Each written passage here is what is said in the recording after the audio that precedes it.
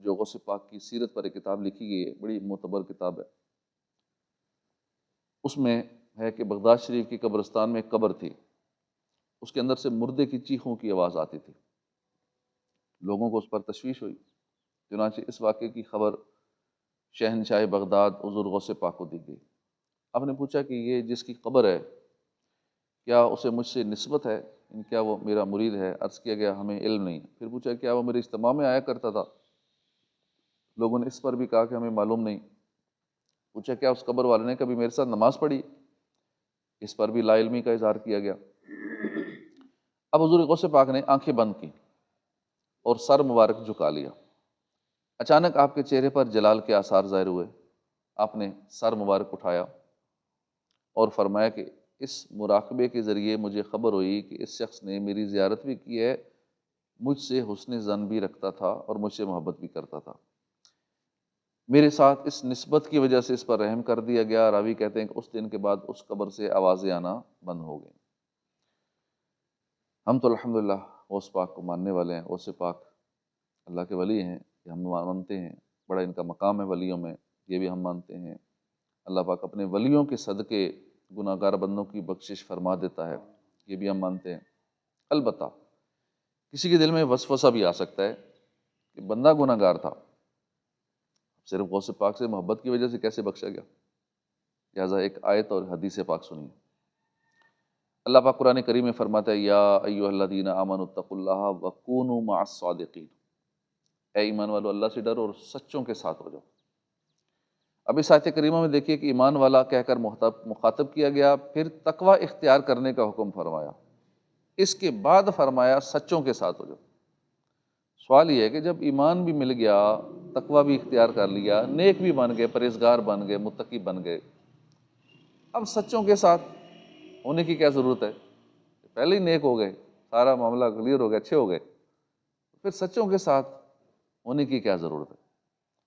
اس کی تفسیر میں مفتی احمد یار خان نعیمی اس کی وضاحت کرتے ہوئے لکھتے ہیں، سچوں کے ساتھ رہنے کی ایک حکمت یہ ہے کہ یہ سچے تو بخشے بخشائے ہیں، یہ تو اس شان والے ہیں، ایسے اعمال والے ہیں کہ روز قیامت ان سے نہ حساب لیا جائے گا، بلا حساب جنت میں داخلہ عطا فرما دیا جائے گا۔ اس کے ساتھ ساتھ جو خوش نصیب ان سچوں کے ساتھ ہوگا اس کی بھی زیادہ تحقیق نہیں ہوگی، اس کا بھی زیادہ سخت حساب نہیں لیا جائے گا، بلکہ ان سچوں کی نسبت کے سبب بخشش نصیب ہو جائے گی۔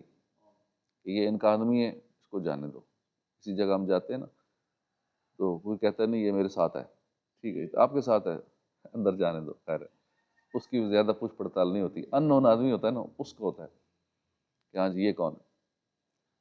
تو سچوں کے ساتھ ہونے کا فائدہ یہ ہے، کسی کے ساتھ نسبت ہو تو بندہ انٹر ہو ہی جاتا ہے اندر۔ صحابی رسول ہیں حضرت عبداللہ بن عباس فرماتے ہیں ایک دن سرکار علی وقار صلی اللہ علیہ وسلم حضرت عبداللہ بن رواحہ کے پاس سے گزرے۔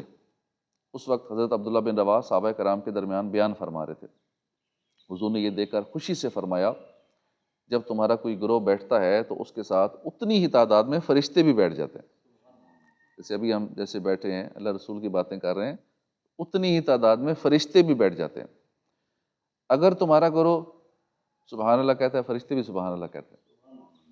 آپ میں سے کوئی کہتا ہے الحمدللہ، فرشتے بھی الحمدللہ۔ اگر تم اللہ اکبر کہتے ہو تو فرشتے بھی اللہ اکبر کہتے ہیں۔ پھر وہ فرشتے اپنے رب کی بارگاہ میں حاضر ہو جاتے ہیں، حالانکہ اللہ پاک ان سے زیادہ جاننے والا ہے۔ فرشتے عرض کرتے ہیں اے ہمارے رب، تیرے بندے تیری پاکی بیان کرتے تھے، ہم نے بھی تیری پاکی بیان کی، انہوں نے تیری بڑائی بیان کی، ہم نے بھی تیری بڑائی بیان کی، انہوں نے حمد کی تیری، ہم نے بھی تیری حمد کی۔ اس پر اللہ پاک فرماتا ہے اے فرشتوں گواہ ہو جاؤ، میں نے انہیں بخش دیا۔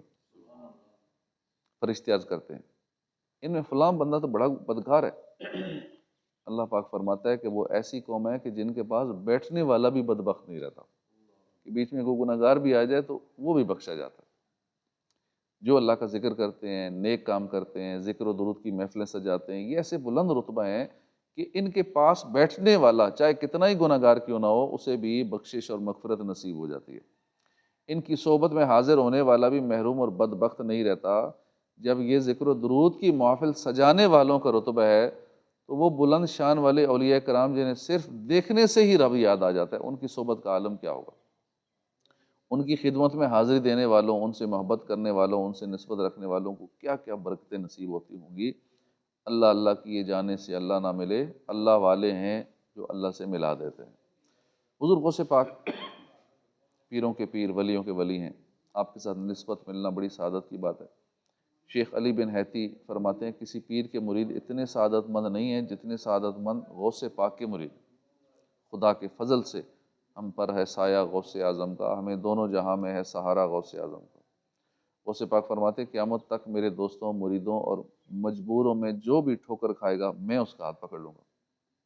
ایک موقع پہ فرمایا اللہ پاک کی عزت کی قسم، میرا ہاتھ میرے مرید پر ایسے ہے جیسے آسمان زمین پر ہے۔ اگر بالفرض میرا مرید بلند رتبہ نہ بھی ہو تو کیا ہوا، میں تو بلند رتبہ ہوں۔ قادری ہونے کے بڑے فائدے ہیں۔ جو حضور غوث پاک سے تعلق رکھے گا وہ انشاءاللہ نجات پائے گا۔ جو قادری ہیں غوث پاک کی برکت سے رحمت کے سمندر میں غوطہ زن رہتے ہیں۔ حضور غوث پاک کے ساتھ نسبت کی برکت ہے کہ آپ کے مریدوں کو توبہ کی توفیق نصیب ہوتی ہے۔ تو جو بھی کسی جامع شرائط پیر کے ہاتھ پر بیعت نہیں ہے، ان کو چاہیے کہ غوث پاک کے سلسلے میں بیعت ہو کر غوث پاک کے مریدوں میں وہ شامل ہو جائیں۔ دنیا اور آخرت میں اس کی بہت ساری برکتیں نصیب ہوں گی۔ امیر علیہ سنت بھی غوث پاک کے مریدوں میں شامل کرتے ہیں، غوث پاک کا مرید ہو جانا چاہیے۔ حضور غوث پاک نے اپنے شہزادے شیخ عبدالرزاق کو نصیحت کرتے ہوئے فرمایا بیٹا ہمارا یہ طریقہ یعنی سلسلہ عالیہ قادریہ ان 8 باتوں پر مبنی ہے۔ پہلی ہے کتاب و سنت، دل کی سلامتی، سخاوت، خیر خواہی، دوسروں کو تکلیف سے بچانا، راستے سے تکلیف دہ چیز ہٹانا، اپنے مسلمان بھائیوں کی خطا معاف کر دینا، فقر و بے نیازی اختیار کرنا۔ یہ سلسلہ عالیہ قادریہ کی 8 بنیادیں ہیں۔ یعنی جو بھی قادری ہے، جو بھی عاشق رسول غوث پاک کے ساتھ اپنی نسبت مضبوط کرنا چاہتا ہے، آپ کا فیضان پانا چاہتا ہے نا، تو پھر یہ 8 چیزیں اسے چاہیے کہ لازمی کرے۔ یہ بنیاد ہے۔ اب خود کو قادری بھی کہے اور ان 8 چیزوں کا الٹ کرے تو سمجھو اس نے اپنی بنیاد کمزور کر دی۔ قرآن و سنت کی پیروی یہ پہلی بنیاد ہے کہ جو بھی قادری ہے اب اسے چاہیے کہ اپنی زندگی کی بنیاد قرآن و سنت پر رکھے۔ حدیث پاک میں کہ بے شک سب سے بہترین کلام اللہ کی کتاب ہے، قرآن کریم ہے، سب سے بہترین ہدایت مصطفیٰ ہے۔ اس لیے ہر ایک مسلمان کو چاہیے کہ اپنے معاملات کی بنیاد قرآن و سنت پر رکھے۔ آج کل یہ بڑا مسئلہ ہے، ہمارے ہاں لوگ اپنے کاموں کی بنیاد رسم و رواج پہ رکھتے ہیں۔ یہ کام کیوں کر رہے ہیں؟ کہ رواج یہ ہے، رسم یہ ہے۔ یہ نہیں دیکھتے کہ قرآن و حدیث میں کیا ہے، بس رسم و رواج یہی چلتا آ رہا ہے۔ آج کل کے دور میں بس یہی چلتا ہے۔ کم ہی لوگ ہیں جو کوئی بھی کام کرنے سے پہلے شرعی رہنمائی لیتے ہیں، ورنہ صرف یہ دیکھا جاتا ہے کہ رسم و رواج کیا ہیں، بس میں یہ کام کروں گا تو لوگ کیا کہیں گے، نہیں کروں گا لوگ کیا کہیں گے۔ بلکہ یہ بھی بات ہی پرانی ہو گئی ہے، اب تو سوشل میڈیا کا دور ہے، اب تو بہت سارے نوجوان یہ بھی نہیں سوچتے کہ لوگ کیا کہیں گے، بس جو دل میں آیا وہ کر ڈالتے ہیں۔ اب تو کہتے ہیں لوگوں کا کیا ہے، جو کہنا ہے کہتے رہیں، ہم نے زندگی اپنی مرضی سے گزارنی ہے۔ فیشن کے نام پر پھٹی ہوئی پینٹ پہننی ہے، بے پردگی کرنی ہے، صرف کمائی کے لیے، شہرت کے لیے، جھوٹی عزت کے لیے گھر کی خواتین کو سوشل میڈیا کی زینت بنانا ہے، اپنے گھر کا بھی لاگنگ دکھانی ہے، گھر کی فیملی کو دکھا کے پیسہ کمانا ہے۔ اب پھر اس سے بھی اگلا قدم اٹھایا کہ شریعت جو کہتی ہے کہتی رہے، لوگ جو کہتے ہیں کہتے رہیں، ہم نے بس اپنی مرضی چلانی ہے، اپنی خواہشات کے پیچھے لگ کر گناہوں کی دلدل میں پھنستے ہی چلے جانا ہے۔ اللہ پاک ہمارے حال پر رحم فرمائے۔ یاد رکھیے مسلمان ہر حال میں اللہ رسول کے فرمان کا پابند ہے۔ حدیث پاک ہے کہ میری اور میرے لائے ہوئے دین کی مثال ایسے ہے کہ گویا ایک شخص ہے، وہ اپنی قوم سے کہتا ہے کہ لوگوں ایک بڑا لشکر تمہاری طرف بڑھ رہا ہے، میں نے اسے اپنی آنکھوں سے دیکھا ہے، اے میری قوم نجات کی کوشش کر لو۔ اب قوم کے 2 گروہ ہو گئے، ایک گروہ نے اس شخص کی بات مان لی اور لشکر سے بچنے کا انتظام کر لیا، دوسرے گروہ نے بات نہیں مانی، اس ڈرانے والے کا انکار کیا۔ اب کیا ہوا کہ لشکر پہنچ گیا اور اس نے انکار کرنے والوں کو تباہ و برباد کر دیا۔ بس یہ میری اطاعت کرنے والوں اور نافرمانی کرنے والوں کی مثال ہے کہ جس نے میری فرما برداری کی، میرے لائے ہوئے دین کا پیروکار ہوا، وہ ہلاکت سے بچ جائے گا، اور جس نے میری نافرمانی کی، میرے لائے ہوئے دین کو جھٹلایا، وہ تباہ و برباد ہو جائے گا۔ کتنی واضح مثال ہے۔ بعض دفعہ لوگوں کو فیشن سمجھ آتا ہے، شریعت سمجھ نہیں آتی۔ اپنی نفسانی خواہشات سمجھ آتی ہے، دینی باتیں سمجھ نہیں آتی۔ آج موقع ہے، ہمیں دین و شریعت کو اپنا پیشوا بنا لینا چاہیے۔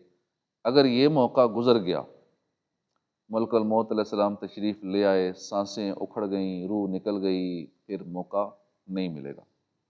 اگر آج خواہشات ہی کے پیچھے چلتے رہے تو اللہ نہ کرے قبر میں پھنس سکتے ہیں، پھر ہلاکت ہی ہلاکت ہوگی۔ اس لیے آج موقع ہے، قرآن و سنت کو اپنا پیشوا بنا لیجیے، اپنے ہر ارکام کی بنیاد معاشرے پر نہیں، اپنی خواہشات پر نہیں، رسم و رواج پر نہیں، بس دین اور شریعت پر رکھیں۔ کوئی بھی کام کرنے سے پہلے شرعی رہنمائی لے لینے کی عادت بنا لینی چاہیے۔ کوئی نیا کاروبار کرنا ہے، کوئی جاب کرنی ہے، کچھ بھی کرنا ہے، پہلے یہ دیکھ لیں کہ شریعت کیا کہتی ہے، اس میں کوئی منع تو نہیں ہے، اللہ رسول کی ناراضی تو نہیں ہے، اب وہ کام کرنا چاہیے۔ کوئی بھی کام ہو، شرعی رہنمائی لینے کا ذہن ہونا چاہیے۔ اللہ پاک عمل کی توفیق عطا فرمائے، آمین بجاہ النبی الامین صلی اللہ علیہ وسلم۔